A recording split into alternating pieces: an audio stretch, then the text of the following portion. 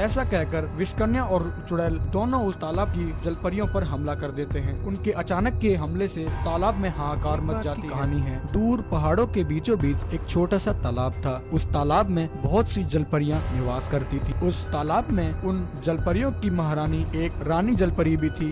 रानी जलपरी तालाब के सभी जीवों के साथ बड़ी खुशी से अपना जीवन यापन कर रही थी। तभी एक दिन अचानक उस तालाब के पास एक जादुई दरवाजा प्रकट होता है और उस दरवाजे के अंदर से एक खूंखार विषकन्या और एक चुड़ैल बाहर आती है। तालाब की जलपरियों को देखकर उन दोनों के मुंह में पानी आ जाता है। तभी चुड़ैल कहती है, बहन, यही है वह जादुई तालाब जहाँ एक से बढ़कर एक सुंदर जलपरियाँ रहती हैं और इन सभी जलपरियों की एक रानी भी है जो इस तालाब की रक्षा करती है। चुड़ैल की बात सुनकर विषकन्या कहती है, चलो बहन, इसी समय इन सभी जलपरियों को खत्म कर देते हैं। मेरा जहर इतना शक्तिशाली है कि ये सभी जलपरियां पल भर में ही मर जाएंगी। फिर हम इस तालाब पर कब्जा कर लेंगे और यहाँ राज करेंगे। ऐसा कहकर विषकन्या और चुड़ैल दोनों उस तालाब की जलपरियों पर हमला कर देते हैं। उनके अचानक के हमले से तालाब में हाहाकार मच जाती है। विषकन्या एक एक करके सभी जलपरियों को डसने लग जाती है। उसके जहर से जलपरियां तड़प तड़प कर वहीं मरने लग जाती हैं। वहीं चुड़ैल भी कई जलपरियों को पकड़ लेती है। रानी जलपरी देखती है कि तालाब की सभी जलपरियां एक एक करके दम तोड़ रही होती हैं। यह सब देखकर रानी जलपरी को बहुत गुस्सा आता है। वह अपनी शक्तियों का वार विषकन्या पर करती है, परंतु उसकी शक्तियों का विषकन्या पर कोई भी असर नहीं होता है। तभी विषकन्या अपनी शक्ति का वार रानी जलपरी पर करती है और उसे बंदी बना लेती है। विषकन्या और चुड़ैल जलपरी को लेकर तालाब की गहराई में चली जाती हैं। वहां जाकर विषकन्या एक गुफा बनाती है और जलपरी को वहां पर कैद कर देती है। तभी चुड़ैल कहती है, विषकन्या बहन, तुमने इस जलपरी को जीवित क्यों छोड़ दिया? चलो हम दोनों मिलकर इस जलपरी को खाते हैं। इसका नरम मांस खाने में बहुत मजा आएगा। नहीं बहन, इतनी जल्दी नहीं। अभी तो मुझे इस जलपरी की सारी शक्तियाँ छीननी है। इसकी सारी शक्तियाँ इसके सर पर रखे मुकुट में है। मैं इसके मुकुट को नहीं छू सकती। मुझे इसके लिए एक हवन करना होगा। न कहकर विषकन्या जलपरी के मुकुट को पाने के लिए हवन करने लगती है। तभी हवन कुंड से एक शक्ति प्रकट होती है और सीधा जाकर जलपरी के मुकुट पर लगती है।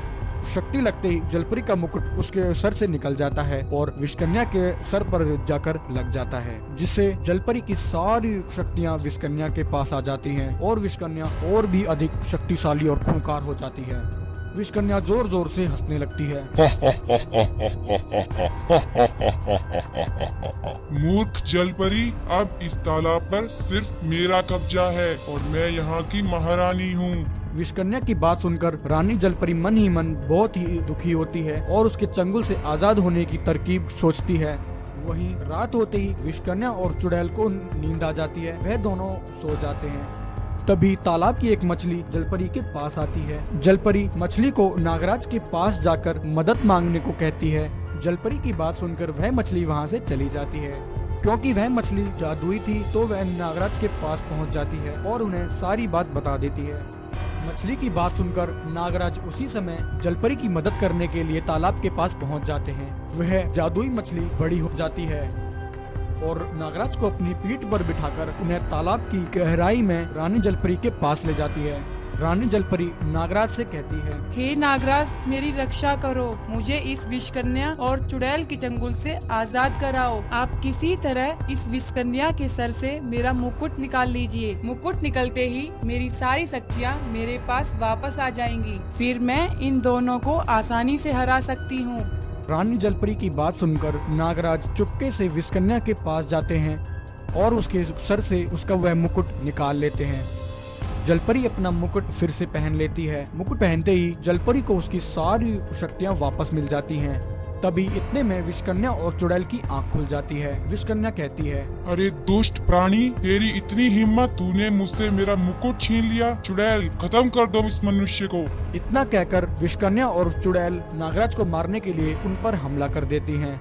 तभी जलपरी अपनी शक्तियों का वार उन दोनों पर करती है। शक्ति लगते ही विषकन्या और चुड़ैल अपनी गुफा में ही कैद हो जाती हैं और अपनी गुफा के साथ पाताल लोक पहुंच जाती हैं। विषकन्या और चुड़ैल के चंगुल से आजाद होकर रानी जलपरी नागराज का धन्यवाद करती है। तो प्यारे दोस्तों, कैसी लगी आपको यह कहानी? ऐसी ही और मजेदार कहानियाँ देखने के लिए आप हमारे चैनल से जुड़े रहें। धन्यवाद। शक्ति लगते ही छोटू नागराज धरती लोक पर आ गिरते हैं। जादुई बाज पर बैठकर नागलोक को निकल पड़ते हैं।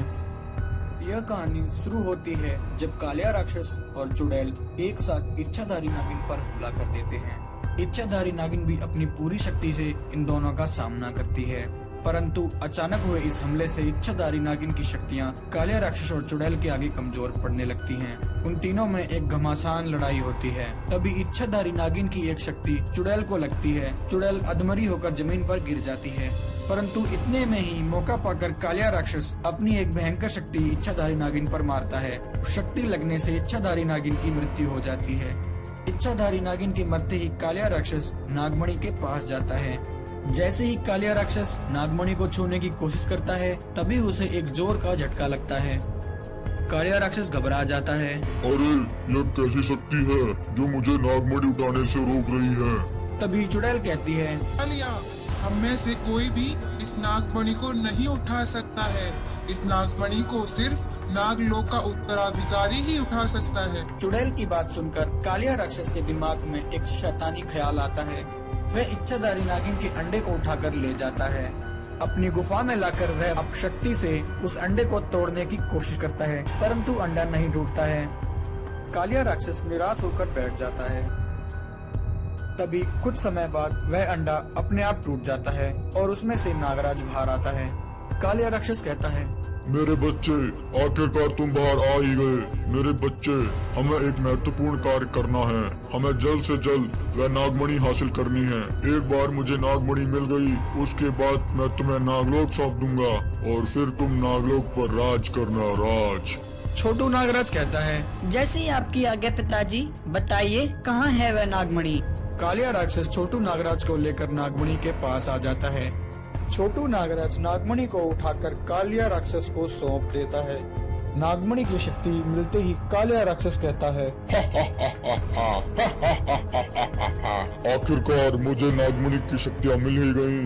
बच्चे, अब मुझे तेरी कोई जरूरत नहीं है। इतना कहकर कालिया राक्षस अपनी एक भयंकर शक्ति छोटू नागराज पर मारता है।